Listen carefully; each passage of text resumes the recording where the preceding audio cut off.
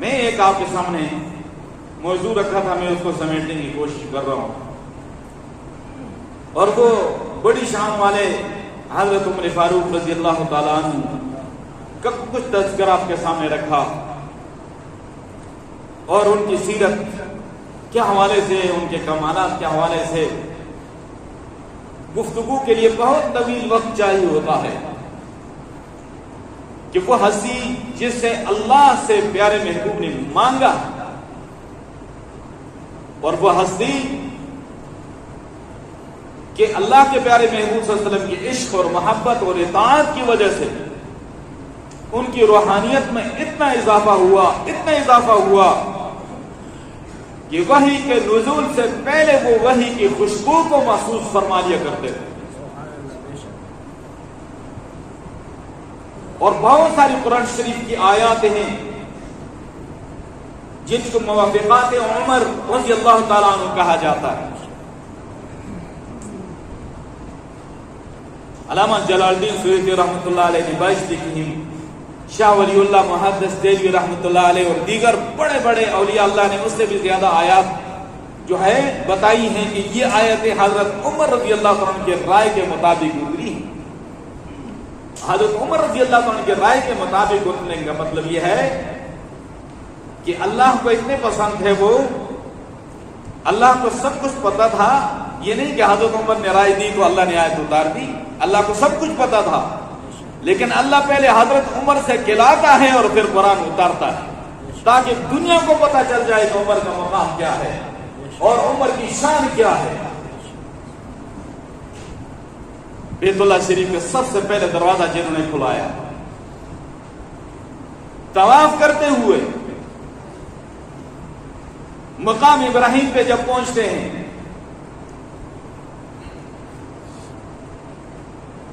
تو پیارے محبوب صلی اللہ علیہ وسلم سے پوچھتے ہیں کہ یہ جو مقام ہے اس کی کیا فضیلت ہے؟ فرمایا یہ مقام ابراہیم ہے، اور قرآن شریف میں اللہ نے اس کا ذکر فرمایا ہے کہ ان اول بیت وضع للناس للذی ببکۃ مبارکا وہدی للعالمین فیہ آیات بینات ومقام ابراہیم۔ سب سے پہلا گھر روئے زمین پہ لوگوں کے عبادت کے لیے جو بنایا گیا ہے وہ بیت اللہ ہے، للذی ببکۃ مبارکا، جو مکہ مکرمہ میں ہے اور برکت والا ہے، ہدی للعالمین، تمام جہان والوں کے لیے ہدایت کا ذریعہ ہے، فیہ آیات بینات، اس میں بہت ساری نشانیاں ہیں، مقام ابراہیم، اور انہوں نے مقام ابراہیم کی اول بیت، قرآن کہتا ہے سب سے پہلا گھر روئے زمین پہ جو بنا ہے وہ بیت اللہ شریف ہے۔ سب سے پہلے فرشتوں نے اس کی تعمیر کی، پھر حضرت آدم علیہ السلام نے تعمیر کی، پھر طوفان نوح پہ اللہ نے اٹھا لیا، پھر حضرت ابراہیم علیہ السلام نے اپنے بیٹے کے ساتھ مل کر اس کی بنیادوں کو اٹھایا۔ یہ ایک بات مشہور ہے جس کو کہا جاتا ہے نا قبلہ اول، عوامی مشہور ہے، قبلہ اول بیت المقدس۔ اس آیت کی روشنی میں یہ بات آپ کے سامنے رکھوں گا کہ قبلہ اول بیت اللہ ہے، قبلہ اول بیت اللہ ہے۔ ان اول بیت وضع للناس، وہ قبلہ ثانی ہے، لیکن عوام کی زبان پہ ایک لفظ چڑھ چکا ہے، ٹھیک ہے، اور اچھا ہے آج کے مسلمانوں کو معلوم ہونا چاہیے کہ جس طرح ہم بیت اللہ شریف کا ادب و احترام اور تقدس اور تحفظ ہمارے ایمانوں کا حصہ ہے، اسی طرح بیت المقدس کا ادب و احترام اور تحفظ بھی ہمارے ایمانوں کا حصہ ہے، اور بیت المقدس کے وارث بھی ہم مسلمان ہیں۔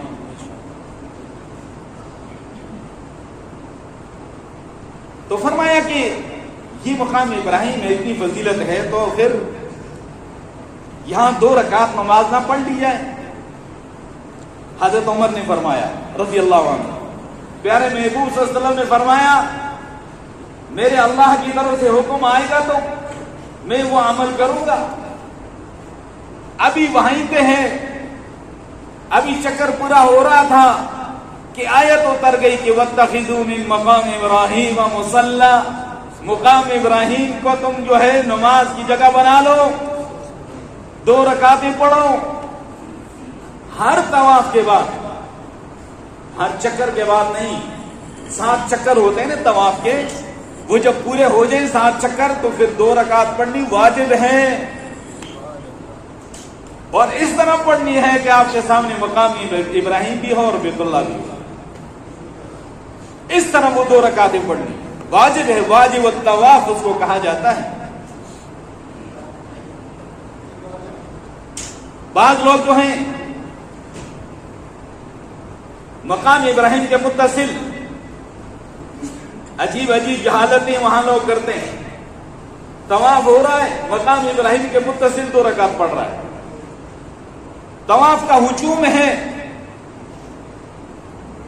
2 آدمی ادھر کھڑے کیے ہیں، 2 ادھر کھڑے کیے ہیں، تو کھڑا ہونا میں 2 رکعت ہی پڑھنا. جہالت ہے. یہاں متصل نہیں پڑھنی، پیچھے چلے جاؤ، برامدے میں چلے جاؤ، سامنے چلے جاؤ. بس آپ کے سامنے مقام ابراہیم ہو اور بیت اللہ شریف ہو، آپ 2 رکعت پڑھ لو. کس نے کہا ہے کہ مقام ابراہیم کے متصل کھڑے ہو کر 2 رکعت پڑھنی ہے؟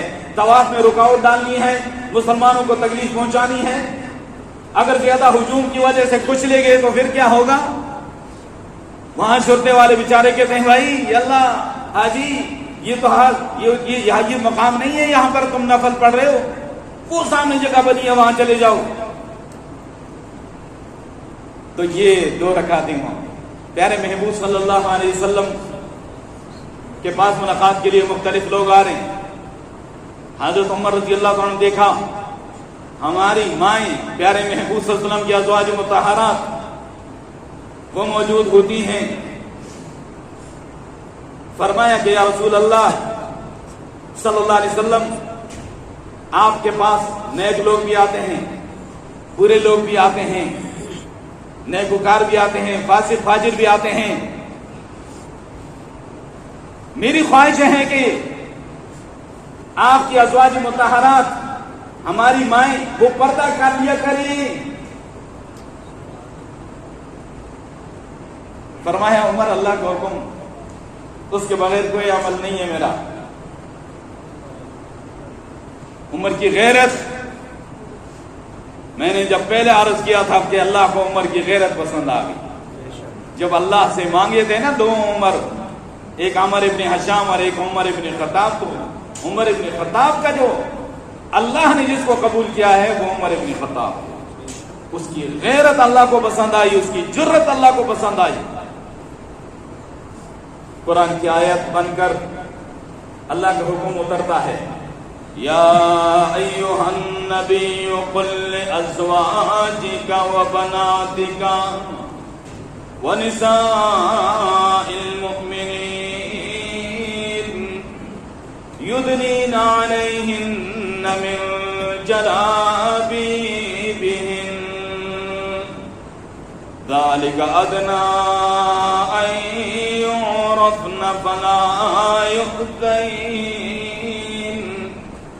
اے پیارے محبوب صلی اللہ علیہ وسلم اپنی ازواج مطہرات سے فرما دیجیے قل لازواجک وبناتک، اور اپنی بیٹیوں سے فرما دیجیے ونساء المؤمنین، اور تمام ایمان والی عورتوں سے فرما دیجیے یدنین علیہن من جلابیبہن، اپنے اوپر کپڑا بڑی سی چادر لڑکا لیا کرے، بڑی سی چادر لڑکا لیا کرے. ذالک ادنی ان یعرفن فلا یؤذین، اس سے فرمایا زیادہ قریب ہے کہ وہ پہچان لی جائیں گی کہ یہ خاندان والی عورتیں، یہ عزت والی عورتیں، یہ شرافت والی عورتیں، یہ لونڈیاں اور باندیاں نہیں ہیں، گلی محلے میں پھرنے والیاں نہیں ہیں.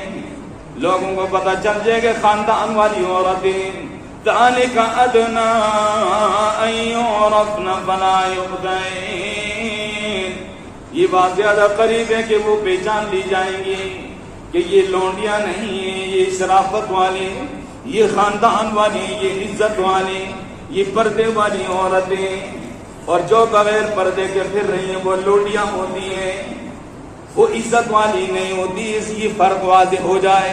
فلا یؤذین، انہیں تکلیف اور اذیت نہیں دی جائے گی۔ فوراً آیت اتر گئی۔ اس آیت پہ میں بات کرتا لیکن ٹائم کی ضرورت ہے۔ فرمایا ازواجی کا وہ بناتی کا، اپنی بیویوں کو بھی اور اپنی بیٹیوں کو بھی۔ بنات کا لفظ جمع ہے، اور جمع کا اطلاق کم از کم 3 پر ہوتا ہے۔ ایک جمع قلت ہوتا ہے اور ایک جمع کثرت ہوتا ہے، کم از کم 3 پہ اطلاق ہوتا ہے، اور زیادہ جو ہے اس کے حد نہیں ہے۔ تو معلوم یہ ہوا کہ پیارے محبوب صلی اللہ علیہ وسلم کی بیٹیاں ایک نہیں ہیں، پیارے محبوب صلی اللہ علیہ وسلم کی بیٹی ایک نہیں ہے، ایک سے زیادہ ہیں، ایک سے زیادہ ہیں۔ ہاں، کچھ نادان کہتے ہیں پیارے محبوب صلی اللہ علیہ وسلم کی ایک ہی بیٹی ہے۔ بہت بڑا فریب اور جھوٹ ہے، قرآن کی آیت، صریح آیت کی خلاف ورزی ہے۔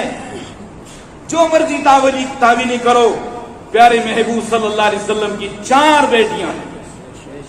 حضرت زینب ہے، حضرت رقیہ ہے، حضرت ام کلثوم ہے، حضرت فاطمہ الزہرا رضی اللہ تعالی عنہن اجمعین، 4 بیٹیاں ہیں۔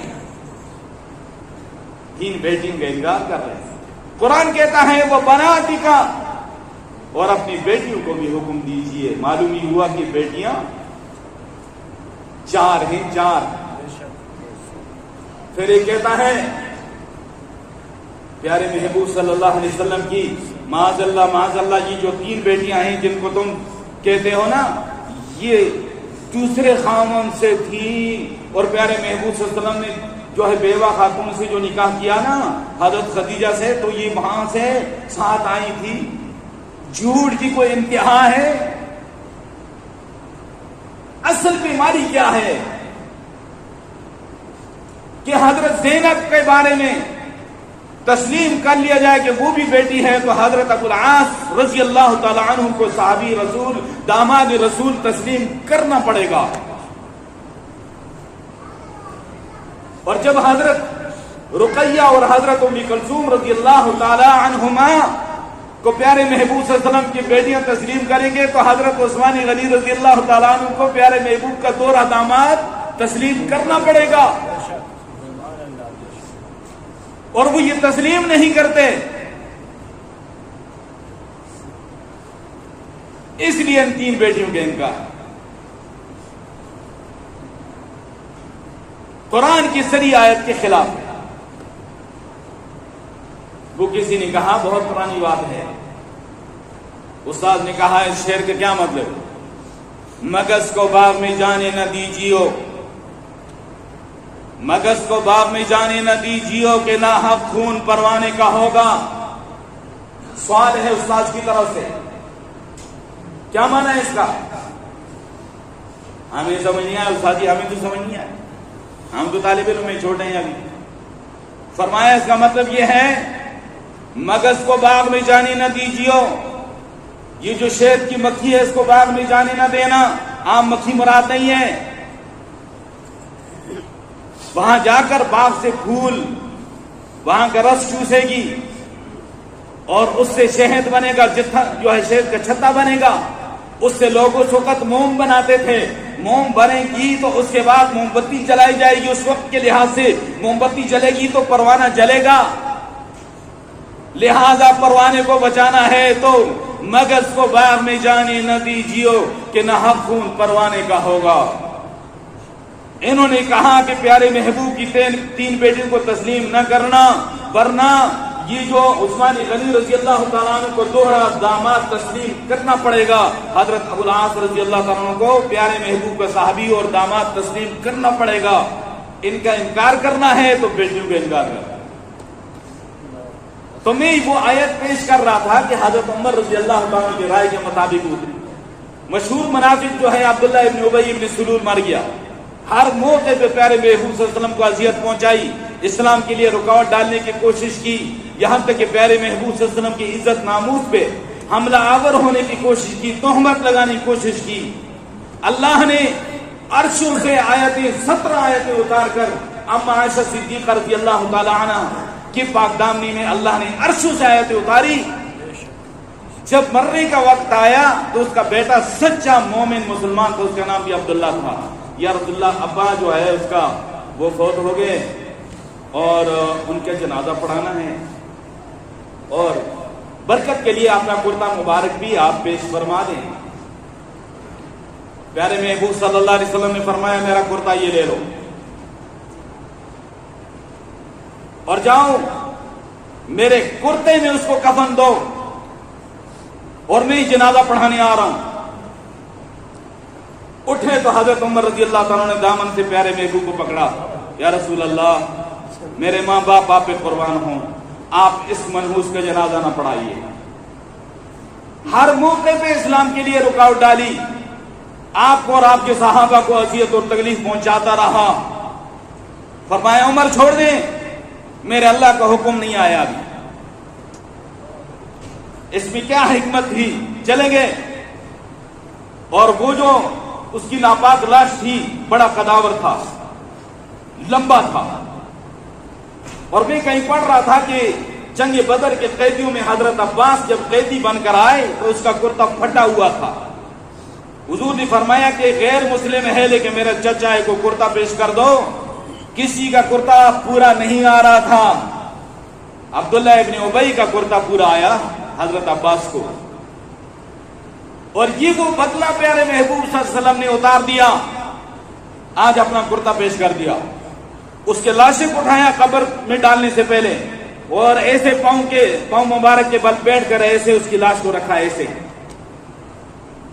اور اس کے منہ کے اندر اپنا لعاب مبارک لگایا.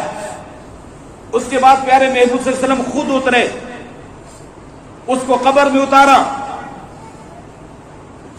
اس کے باوجود اس کی قبر کو جہنم کی آگ سے بھڑکایا گیا, اور اللہ کی طرف سے آیت نازل ہوئی کہ وَلَا تُصَلِّ عَلَىٰ أَحَدٍ مِّنْهُمْ مَاتَ أَبَدًا وَلَا تَقُمْ عَلَىٰ قَبْرِ. پیارے محبوب ان میں سے کوئی مر جائے آئندہ جنازہ نہیں پڑھنا, ان کی قبر پہ بھی نہیں کھڑا ہونا. جہاں آپ کھڑے ہوتے ہیں وہاں میری رحمتوں کا نزول ہوتا ہے. استغفر لهم او لا تستغفر لهم, آپ ان کے لیے استغفار کریں یا نہ کریں. ان تستغفر لهم 70 مرة فلن يغفر الله لهم, ان کے لیے 70 بار بھی آپ استغفار کریں گے ہرگز اللہ ان کی مغفرت نہیں فرمائے گا, کیونکہ یہ ناپاک پلید منافق ہیں اور پیارے محبوب صلی اللہ علیہ وسلم کے گستاخ ہیں, صحابہ کرام کے گستاخ ہیں, پیارے محبوب صلی اللہ علیہ وسلم کی ازواج مطہرات پہ تہمتیں لگانے والے ہیں.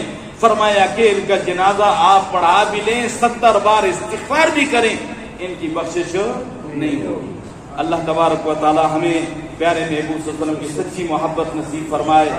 وآخر دعوانا ان الحمد للہ رب العالمین.